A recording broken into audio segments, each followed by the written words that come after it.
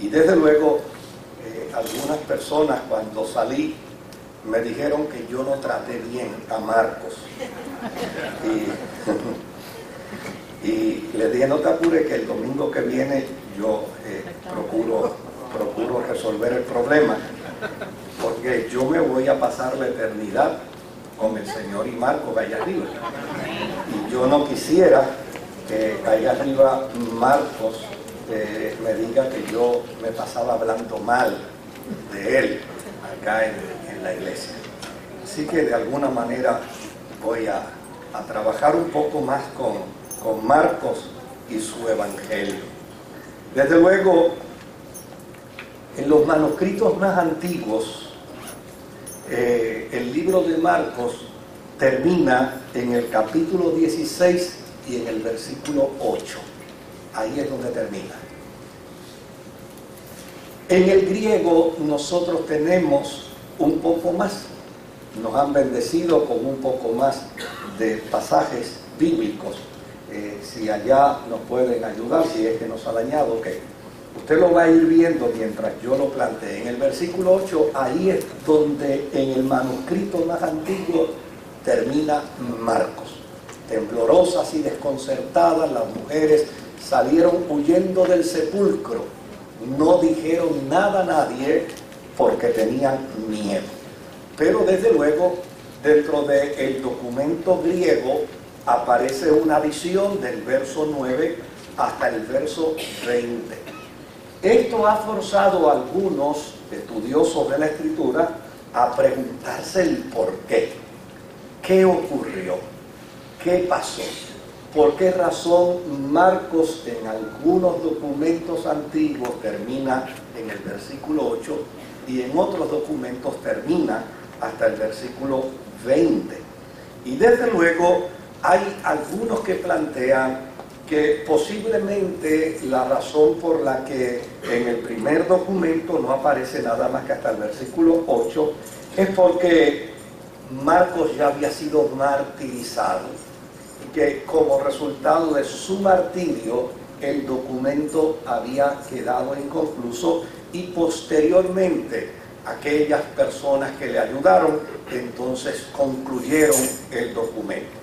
Otros plantean y dicen que probablemente lo que sucedió fue que el documento se perdió. Ese documento final se perdió y que luego de un tiempo, tomando los planteamientos de Mateo y tomando los planteamientos de Lucas, obviamente que copian a Marcos, entonces llana y sencillamente se llegó a la conclusión que estos planteamientos sí estaban en el documento original y entonces se devolvieron nuevamente al documento. Esto obviamente para que ustedes se den cuenta que yo no soy enemigo de Marcos. Ahora, ¿qué características tiene Marcos cuando él escribe este documento de la historia, de la vida, de la obra, de los dichos y de los hechos de Jesús? Una de las cosas que uno descubre en el Evangelio según San Marcos es que él está muy cerca de la vida de Jesús originalmente. No sé cuántos de ustedes han leído dentro de las historias de los Evangelios de un muchachito que en un momento dado salió corriendo. Y desde luego todo el mundo implica a Marcos como ese muchachito. Por el otro lado, dice que Marcos tenía una intención muy particular al escribir el documento que escribió. Y es que él quiere presentar a Jesús tal como Jesús es. Y de eso es precisamente de lo que yo les quiero hablar en esta noche. Porque de la manera como Marcos ve a Jesús, no es la manera como Lucas lo ve. Y de la manera como Marcos ve a Jesús, no es de la forma como Juan lo ve, ni tampoco de la forma como Mateo lo ve. Marcos ve a Jesús de una manera totalmente distinta. Esto no quiere decir que Marcos no ve en Jesús a Dios. No quiere decir que Marcos no ve en Jesús al Hijo de Dios. pero ve en Jesús unas cualidades totalmente distintas. Ve en Jesús alguien desde una óptica totalmente diferente. Y desde luego es la persona que con mayor realismo, a pesar de que tiene un documento mal escrito, a pesar de que usa un lenguaje muy rústico, a pesar de que llana y sencillamente está transcribiendo historias que le han contado, pero a fin de cuentas él plantea sobre Jesús la forma y manera como la gente se maravilla frente al Salvador.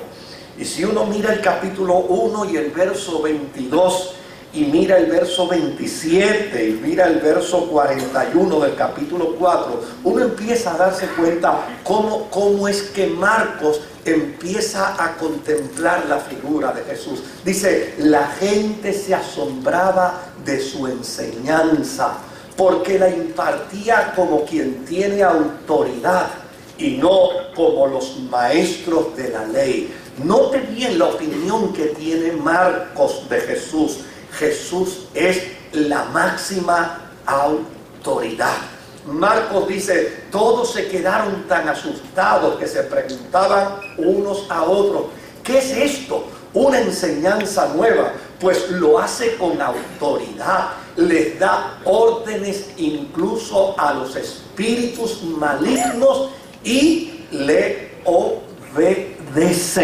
Mire lo que dice el capítulo 4 y 41. Dice, ellos estaban espantados y se decían unos a otros, ¿quién es este que hasta el viento y el mar le obedece? Mire lo que dice allá en el capítulo 10, versos 24 y 26. Los discípulos se asombraron de sus palabras. Hijos, qué difícil es entrar en el reino de Dios, repitió Jesús. Verso 26 dice, los discípulos se asombraban aún más y decían entre sí, entonces, ¿quién podrá salvarse? Note bien a lo largo de estos versículos, Marcos nos da un mensaje claro. ¿Y qué nos está diciendo? La gente no paraba de asombrarse frente a Jesús. Jesús era un personaje tan interesante para los discípulos que la gente vivía asombrada de Jesús. Le asombraba cómo hacía los milagros, le asombraba cómo enseñaba con autoridad y se metía en el bolsillo a los doctos de la ley, a los fariseos y a los escribas. Le asombraba la forma y manera como él le hablaba al viento. Óigame, usted sabe lo que implica andar con una persona que de repente le hable al viento, porque desde luego usted le puede hablar al viento,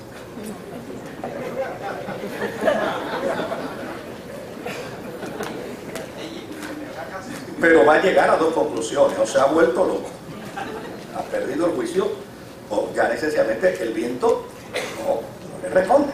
Pero la gran maravilla con respecto a Jesús es que él le hablaba al viento y le decía al viento, enmudece, y el viento enmudecía. Le hablaba al mar y le daba instrucciones al mar y el mar le obedecía.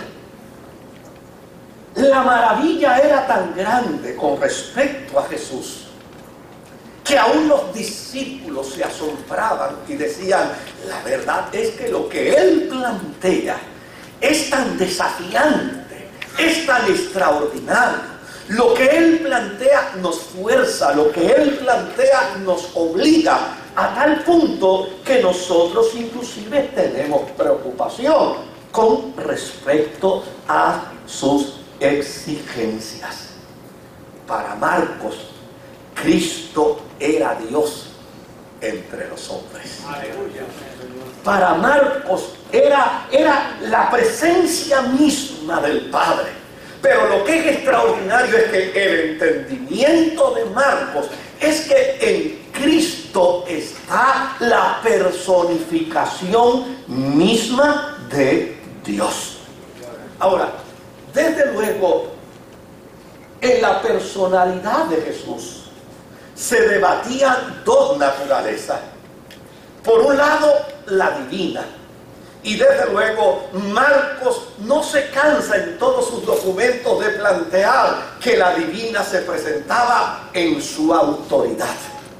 Jesús tenía una autoridad que le podía dar instrucciones a la naturaleza. Imagínense que en Marcos hubo un día donde Jesús le dijo a los discípulos: si yo quiero, de esta piedra le hago hijos a Abraham.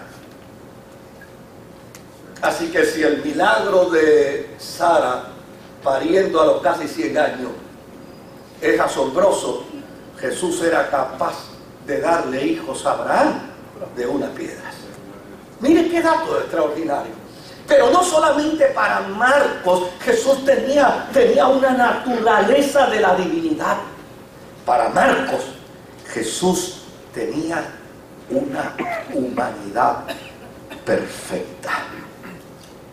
Y para hablar de su humanidad no hay nadie mejor que Marcos. Marcos habla de Jesús como un carpintero. En el capítulo 6 y en el versículo 3 dice perfectamente: ¿no es acaso el carpintero el hijo de María y el hermano de Jacobo, de José, de Judas y de Simón? ¿No están aquí sus hermanas con nosotros y se escandalizaban a causa de él? Fíjese lo interesante. Para Marcos, presentar la humanidad de Jesús en todos sus roles y en todas sus funciones era importantísimo. En aquel tiempo existían médicos. En aquel tiempo había gente que se dedicaba al campo jurista. En aquel tiempo había historiadores. En aquel tiempo había grandes filósofos. Pero a fin de cuentas, para Marcos era importante que la gente conociera que Jesús era un simple carpintero.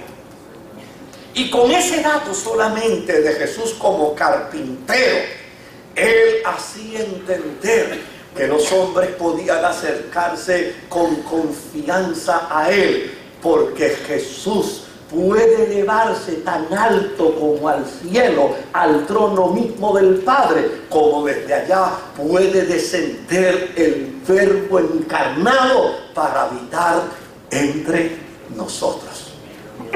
Y esa concepción que Marcos da, óigame, ha dado dividendos extraordinarios. Yo recuerdo haber leído una anécdota de hace muchos años atrás de una mujer que se acercó a un predicador y le dijo al predicador: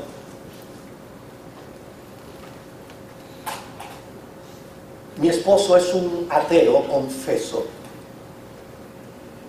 no quiere saber nada de Dios, y a mí me gustaría que usted lo conociera personalmente. El predicador le dijo: pues invítelo esta noche a la campaña. Y ella dijo: no, él no va a venir. No va a venir. Así que el predicador entonces le dijo: pues si él no va a venir, yo voy a ir donde él. Deme la dirección que yo voy a ir a su casa. Y desde luego, temprano en la tarde, el predicador llegó a casa de aquella mujer. Y allí estaba aquel hombre rústico.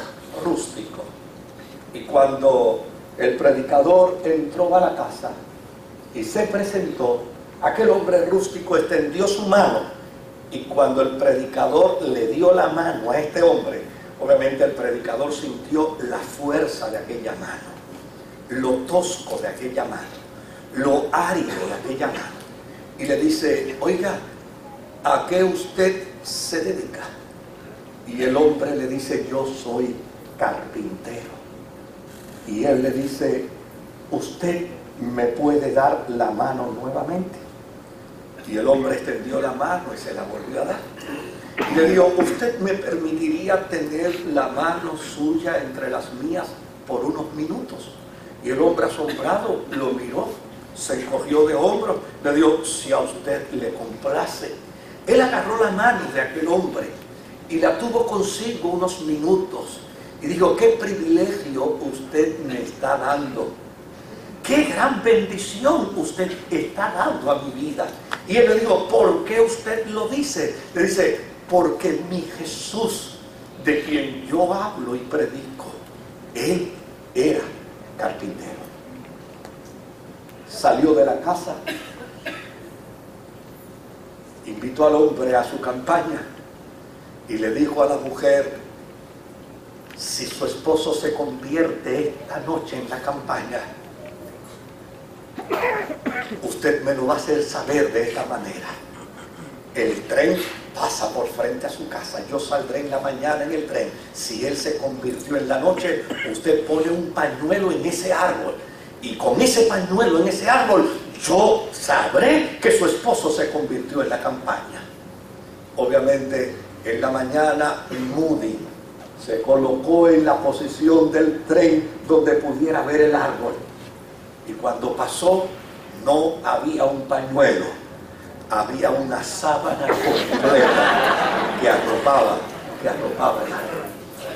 Marcos fue asertivo cuando presentó la humanidad de Jesús y cuando dijo él era carpintero. En Mateo capítulo 13 y versículo 55 encontramos el mismo testimonio cuando dice: ¿no es acaso el hijo del carpintero? ¿No se llama su madre María? ¿Y no son sus hermanos Jacobo, José, Simón y Judas? Es decir, para Mateo poder contar la misma historia que le gustó tanto, se la tomó prestada a Marcos.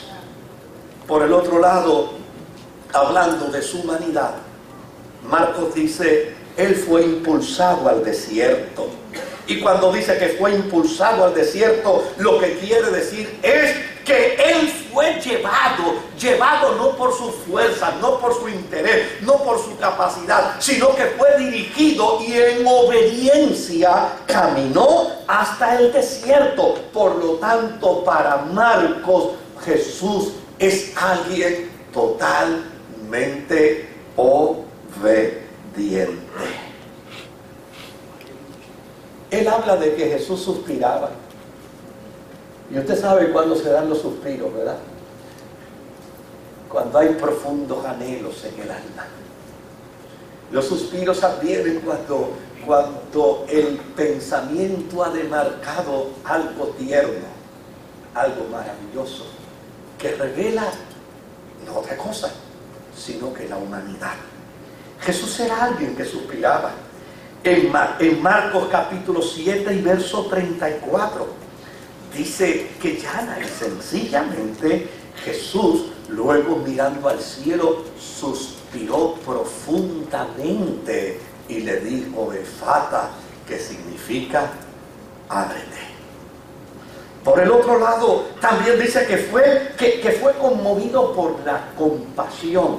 Es decir, Jesús era un ser profundamente compasivo.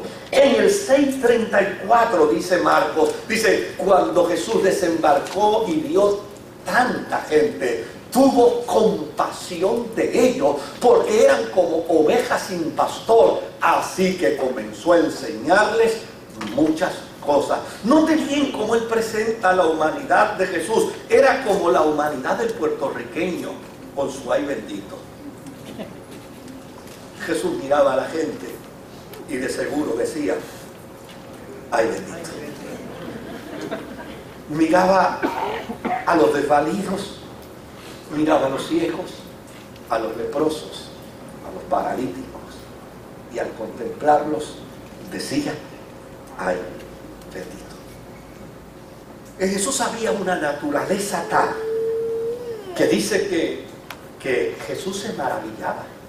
Es decir, Jesús tenía un sentido infantil. Jesús tenía, según Marcos, Jesús tenía un niño dentro de él. En él había también el sentido profundo de la maravilla. Usted sabe que Si alguna vez usted fue niño, sabrá de lo que yo estoy hablando. Porque no todos se quedaron con esa parte de niño. Jesús era alguien que respondía muy bien al proceso infantil. Y mira cómo dice ahí en Marcos capítulo 6 y versículo 6. Y él se quedó asombrado por la incredulidad de ellos. Es decir, Jesús también respondía de veras. ¿En serio? Sí. Ahora, hay otros datos que Marcos presenta de Jesús. Y usted dirá, ¿por dónde querrá ir el pastor? Ya mismo llegamos. Mire otro dato con respecto a Jesús.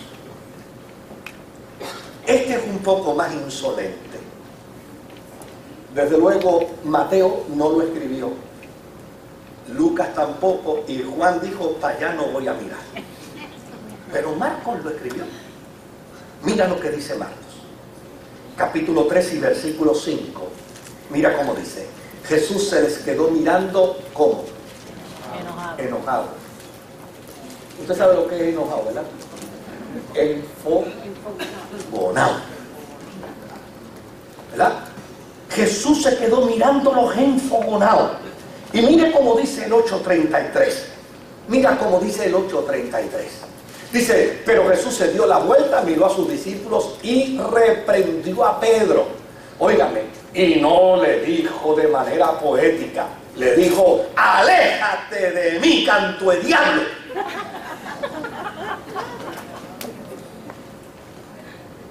Eso no lo dice ni Mateo, ni lo dice Lucas, ni lo dice Juan. Mira lo otro que dice en el capítulo 10 y verso 14. Cuando Jesús se dio cuenta, se indignó. Y usted sabe lo que es indignarse, ¿verdad? Se indignó. ¿Qué les pasa a ustedes, torpes? ¿Cómo que no van a permitir que los niños lleguen hasta donde yo estoy? ¿Qué se creen ustedes? ¿Que los niños no tienen derecho? Pues es importante que ustedes entiendan que de ellos es el reino de Dios. Para Marcos, Jesús era alguien que sufría momentos emocionales de incomodidad y de ira.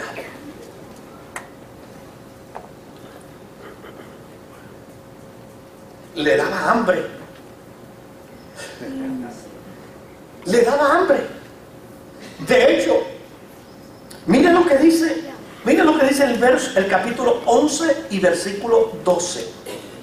11, versículo 12. Dice, al día siguiente, cuando salían de Betania, Jesús tuvo ¿qué? Tuvo hambre. Y déjeme decirle algo, a Marcos le gusta poner a Jesús comiendo más que a nadie. Usted lee el libro de Marcos y Jesús se pasa comiendo. Yo no sé cómo es que invierte tanto tiempo en Marcos comiendo. De hecho, tanto comía que cuando se narra la historia de la resurrección de Lázaro, lo primero que le dicen Marta y María es, cuando te invitamos a comer tú vienes rapidito, pero cuando te dijimos que Lázaro estaba enfermo, te tardaste 4 días. Imagínese si para Marcos es tan importante el presentar la persona de Jesús como uno que le gusta comer, que una vez fue resucitado, cuando se encontró con sus discípulos, lo primero que dijo, ustedes tienen algo ahí de comer. Marcos se parece a 2 o 3 que yo conozco, que se pasan comiendo el día y la noche. ¿Qué otra cosa más dice Marcos? Que Jesús se cansaba. Se cansaba. Eso no lo dice nadie más, solo lo dice Marcos. Jesús se cansaba. Dice, y como no tenían tiempo ni para comer, pues, mira, ni para comer también. Pues era tanta la gente que iba y venía. Jesús le dijo, vengan conmigo ustedes solos a un lugar tranquilo y descansen.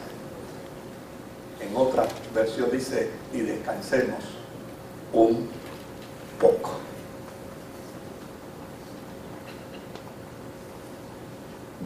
De hecho, es Marcos el que más pone a dormir a Jesús. Pero las otras semillas cayeron en buen terreno. No. Marcos 4:38. 4:38. Marcos 4:38. Dice la Escritura, Jesús mientras tanto estaba en la popa, ¿qué? Durmiendo sobre un cabezal. Note bien. ¿Sabe? Una de las cosas que más puede impactar la vida de los seres humanos es que con quien vaya a interactuar,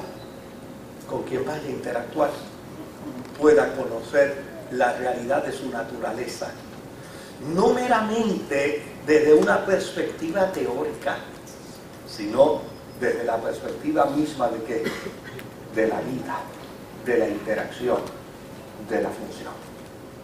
Lo que más tranquilidad puede darle a un ser humano es que quien esté interviniendo con él pueda ser empático en medio de su realidad, pueda ser empático en su dolor. Óigame, usted no puede ir a la oficina de alguien a contarle su dolor llorando si esa persona nunca ha llorado. Ese no entiende lo que es eso.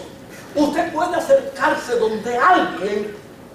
Eso me acuerda un amigo mío que estando en su casa pasando la cortadora de grama, se llevó el dedo gordo del pie derecho. Y allá le gritó a su esposa y su esposa salió corriendo y agarró una toalla, le envolvió el pie, lo montó en el carro y lo llevó al hospital. Y cuando lo entró al hospital, a la sala de emergencia, un médico vino para acá corriendo, abrió la toalla y cuando vio el dedo casi cercenado, lo agarró al hombro y lo metió a una salita de cirugía menor para trabajar con él. Pero mi amigo me dice, lo más extraño, chico, lo más extraño es que ese doctor me cogió al hombro, Moisés, y después que me metió en la salita me dio un beso en la cabeza, y cuando me dio el beso en la cabeza, entonces le dice a mi mujer, si usted quiere salga afuera. Yo le dije, negra, quédate aquí, quédate aquí. Volvió y abrió.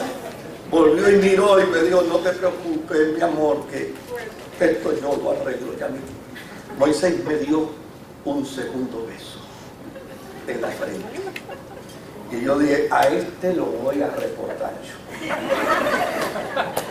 Esto no se queda ahí. Es que él termine, yo lo voy a reportar. Terminó, me curó, me cosió. Y después que terminó me dice, yo sé que tú te sientes un tanto incómodo conmigo. Yo sí me siento incómodo con usted. Sí, yo puedo entenderlo. Mira, lo que pasa es que hace 3 meses atrás, haciendo lo mismo que tú estabas haciendo en tu casa, yo también, el pie se me fue debajo de la cortadora de grama y se quitó el zapato y le dio, y perdí el dedo del pie. La única diferencia es que yo no tenía a nadie que me trajera al hospital. La única diferencia fue que cuando logré llegar ya no había manera de componer la situación. Y yo decidí que el día que me encontrara a alguien con una situación como la mía, yo lo iba a tratar como a un rey.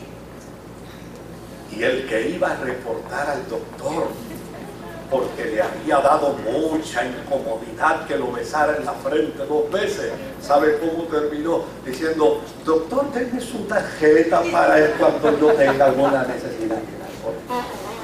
Porque cuando hay conocimiento de dolor, y cuando hay sentimientos de empatía, y cuando hay interacción en una relación, porque cuando tú lloras frente al que sabe llorar, y cuando tú planteas tu dolor al que ya ha experimentado dolor, y cuando tú vives experiencias de sufrimiento y las planteas frente a uno que ha vivido experiencias de sufrimiento, óyeme, el proceso no solamente se hace más cómodo, sino sino que el proceso se hace empático y produce una dimensión de restauración y de sanidad extraordinaria.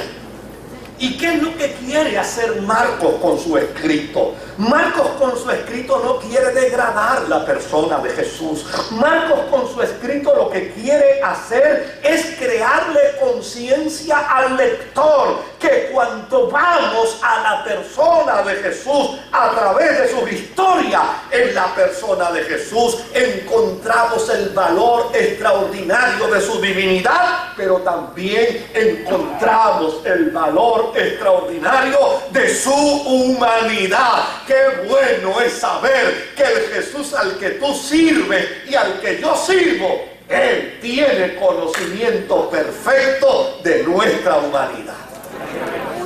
Él tiene conocimiento perfecto de nuestras lágrimas. Él tiene conocimiento perfecto de nuestro dolor. Él tiene conocimiento perfecto de lo que es soledad. Si alguien sabe lo que es soledad, no eres tú. Tú estás experimentando tu soledad. Jesús sabe perfectamente lo que es sentirse solo, habiendo vivido en la eternidad acompañado de decenas de millares de ángeles, de serafines y de querubines.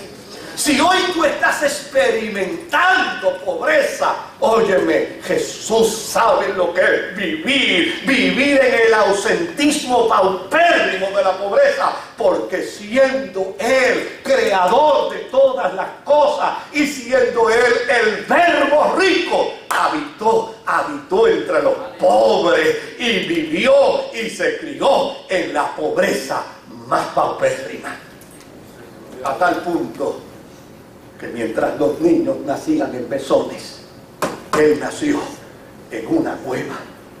Él nació en un pesebre. ¿Cuál es la intención de Marcos? La intención de Marcos es que tú puedas conocer no solamente al Jesús divino, sino que puedas conocer al Jesús humano. En el capítulo 9 y versículo 36. Capítulo 9 y versículo 36. Dice, luego tomó a un niño y lo puso en medio de ellos. ¿Y qué hizo con el niño? Abrazándolo. Mira cómo dice Mateo capítulo 18 y versículo 2. Dice, él llamó a un niño y lo puso en medio de ellos. No es lo mismo ponerlo en medio de ellos para Mateo que para Marcos, que dice que él lo abrazaba. Mira cómo lo dice Marcos en el capítulo 10, verso 13 al 16. Mira cómo lo dice Marcos. Marcos lo dice de una manera tan tierna, tan majestuosa. Marcos lo presenta de una manera tan sencilla, tan simple. Para Marcos, Jesús es pura ternura humana. Empezaron a llevarle niños a Jesús para que los tocara, pero los discípulos se reprendían a quienes los llevaban. Cuando Jesús se dio cuenta, se indignó y les dijo, dejen que los niños vengan a mí y no se lo impidan, porque el reino de Dios es de quienes son como niños. Les aseguro que el que no reciba el reino de Dios como un niño, de ninguna manera entrará en él. Verso 16, y después de abrazarlos, los bendecía poniendo las manos sobre ellos. Mateo no lo dice así de hermoso. Si miramos a Mateo, mira cómo lo dice Mateo, en el 19, 13 al 15, mira cómo lo dice Mateo. Mateo dice, llevaron unos niños a Jesús para que les impusiera las manos y orara por ellos. Pero los discípulos reprendían a quienes los llevaban. Jesús dijo, dejen que los niños vengan a mí y no se lo impidan, porque el reino de los cielos es de quienes son como niños. Después de poner las manos sobre de ellos, se fue de allí. ¡Qué político!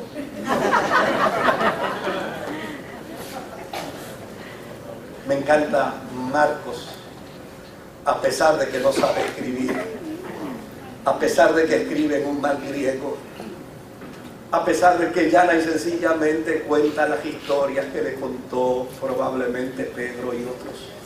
Me encanta Porque llana y sencillamente Marcos está recogiendo lo majestuoso de Jesús en sus dos naturalezas. ¿Y por qué yo he querido compartir esto con ustedes? Porque Pablo, cuando habla de Jesús, en Colosenses capítulo 1 y versículo 15, Pablo dice: Él es la imagen del Dios invisible.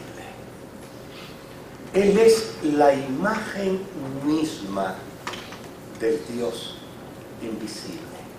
¿Qué está diciendo Pablo aquí?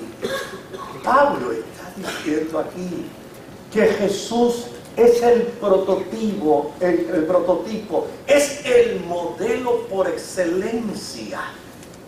Es lo más perfectamente análogo a la persona de Jesús, a la persona del Padre de Dios. Fíjese que cuando Tomás en un momento dado le dice a Jesús: muéstranos al Padre, ¿qué es lo que le responde Jesús? Le dice: tanto tiempo hace que estoy entre vosotros y todavía no me conoce. El que me ha visto a mí, ha visto al Padre. ¿Por qué es importante este entendimiento de Marcos? Este entendimiento de Marcos es importante porque en nuestra interacción con Dios, es importante que usted lo vea, no como un viejo de barba larga, neurótico, no como un viejo de barba larga, molesto, incómodo, hastiado de los miles de años de existencia. No, usted no puede ver a Dios de esa manera, a un Dios que está esperando que usted cometa un error para caerle encima, a un Dios que está esperando que llana y sencillamente usted falle y caiga para entonces mirarlo y decirle: te lo dije, y ahí mismo aparezca la correa con 3 o 4 correazos. No, el Dios que se revela en las Sagradas Escrituras a través de la persona de Jesucristo es perfectamente divino, pero conoce la realidad de nuestra naturaleza. Él conoce tu llanto, Él conoce tu frustración, Él sabe de los dolores que hay en lo profundo de tu ser y de tu corazón como resultado de tus pérdidas. Él sabe lo que son frustraciones. Si a alguien le puedes confiar la totalidad de tu vida, es a un Dios que a través de Jesús conoce lo que es la humanidad. Esa es la maravilla de nuestra fe.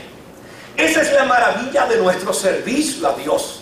Oiga, no estamos sirviendo a Dios mera y sencillamente como resultado de un Dios que hay que servirle porque estamos llenos de miedo. Si nos descubre haciendo algo indebido, nos destruye. No, estamos sirviendo a un Dios clemente, a un Dios misericordioso, a un Dios compasivo que se revela en la persona de Jesucristo para que usted pueda conocer con perfecta claridad al Dios que usted sirve, al Dios que usted adora, al Dios con el que usted tiene compromiso. Claro que yo he conversado esto con gente de 1001 opinión y me he encontrado con gente que dice: Moisés, chico, el problema es que si uno presenta a Jesús de esa manera, el problema que uno tiene es que entonces la gente empieza a hacer lo que le da la gana y la gente empieza a pecar y la gente empieza entonces a desobedecer. Y por eso es que es importante, tú sabes, que hay que empezar a buscar en la Biblia, porque es verdad que la Biblia dice por un lado que Jesús es amor, pero hay que seguir buscando y buscando a ver dónde encontramos algo que sea la contraparte, y que diga que también es fuego consumidor. Querido, el que no puede servir a Dios por amor, jamás le va a servir por miedo, El que no puede servir a Dios por amor, jamás le va a servir por castigo. El que no puede servir a Dios por amor, ¿sabe lo que plantea las Sagradas Escrituras? Las Sagradas Escrituras plantea que la victoria de la vida del ser humano en sus batallas cotidianas radica precisamente en el conocimiento del amor de Dios, porque el amor de Dios es lo que echa fuera todo nuestro temor, toda nuestra inseguridad, toda nuestra angustia, todo nuestro quebranto. Es mediante el amor de Dios que uno descubre que no vale la pena pecar contra un Dios que nos ama tanto. Es como resultado del amor de Dios que uno descubre, como dice el himnólogo, ¿para qué pecar si soy salvo? ¿Para qué pecar si ya tengo salvación? ¿Para qué pecar si la vida Dios me la ha dado en Jesús? Es como resultado del amor de Dios que podemos vivir tranquilos y confiados que nada malo nos pasará en el peregrinar de nuestra vida. Esto no es una doctrina nueva. Esto es lo que corre a través de todas las Sagradas Escrituras. Por eso Marcos tal vez no sabía escribir muy bien, pero era bien inteligente. No se necesita escribir bien para ser inteligente, ¿sabe? Yo conozco analfabetas que son luminarias. Y conozco otros que saben leer y escribir bien, que en algún momento se les apagó el biombo y nunca les ha vuelto a aprender. En él había una inteligencia natural. ¿Cómo presento a Jesús? ¿Cómo presento al Salvador? Pues lo voy a presentar como lo veo. ¿Cómo lo veo?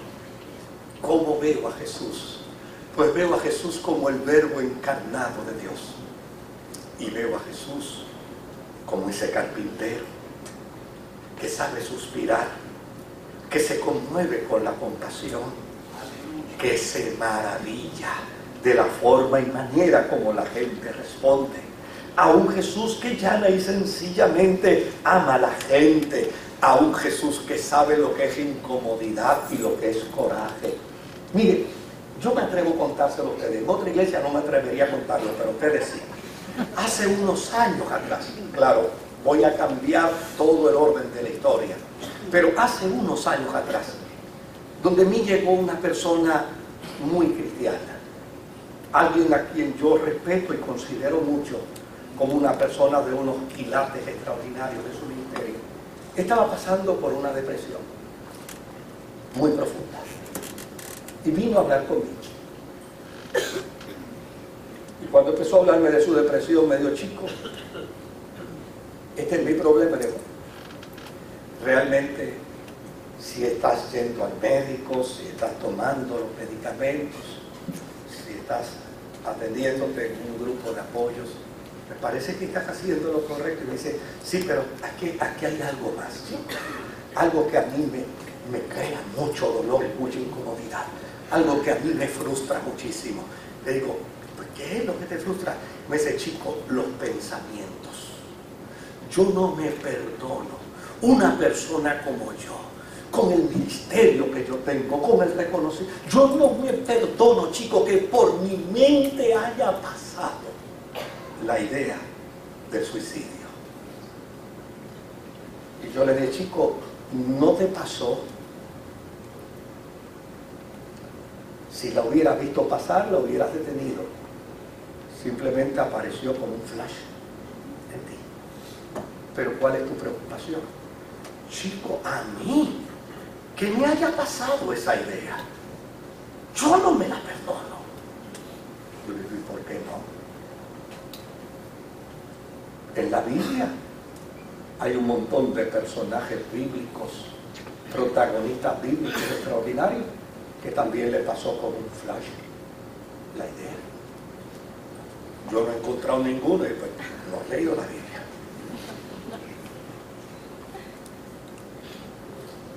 Hay un salmista que en un momento dado dice: en Jehová he confiado. ¿Cómo le voy a decir al alma que escape al monte cual ave?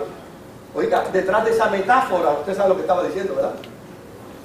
Mi confianza está puesta en el Señor. ¿Cómo se me va a ocurrir en mi mente que venga la idea del suicidio?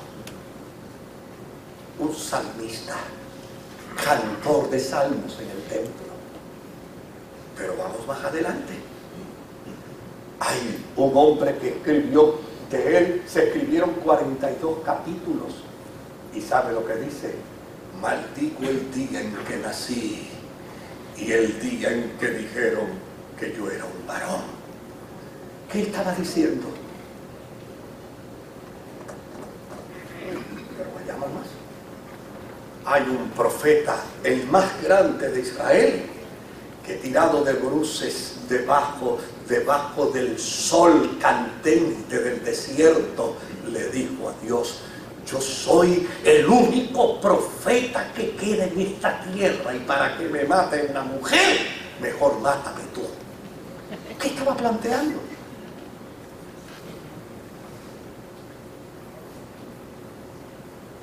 Y le dije: agárrate bien, que ahora te voy a mencionar otro. Agárrate bien. La razón de ser de nuestro ministerio es este otro personaje. Me dijo: no me digas, pero sí te voy a decir. Jesús estaba orando con sus discípulos y se levantó y les dijo: mi alma está angustiada a tal punto que quisiera morirme.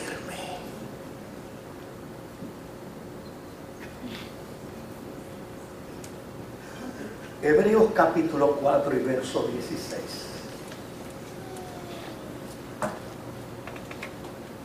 Por eso me encanta Marcos. Me fascina su libro.